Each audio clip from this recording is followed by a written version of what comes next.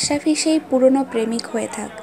ভালোবাসার খুব একটা অদ্ভুত ব্যাপার আছে। ভালোবাসা যদি পিকে থাকা অবস্থায় কোনো কারণে শেষ পরিণতিতে না পৌঁছায়, তাহলে সেটা কোনোদিনও আর কমে না, নষ্ট হয় না, মলিন হয় না।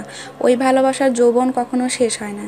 একটা উদাহরণ দিয়ে বোঝাই। ধরেন দুজন মানুষ একে অপরকে প্রচণ্ড ভালোবাসে, কিন্তু কোনো কারণে তাদের ভালোবাসা তথাকথিত পরিণতি অর্থাৎ বিয়ে পর্যন্ত গড়ালো না।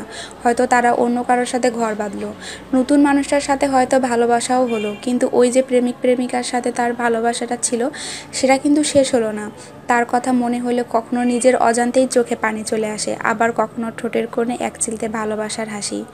কারণ তার সাথে সবই মধুর স্মৃতি।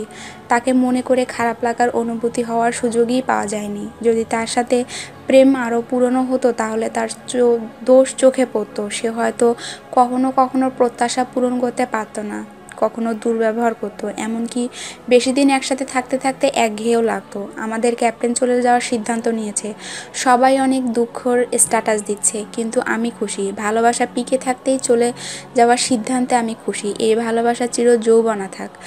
ওর পায়ের অবস্থা ভালো না, হয়তো বা শারীরিক কারণে কিছুদিন পর তার পারফরমেন্স ফল করবে, ফর্ম নষ্ট হয়ে যাবে। আমরাই তখন বলবো, ধুর, মাশরাফিকে অযথাই টিমে রাখছে। আমরা যে বলি এরকম কথা, এটা কিন্তু ভুল না।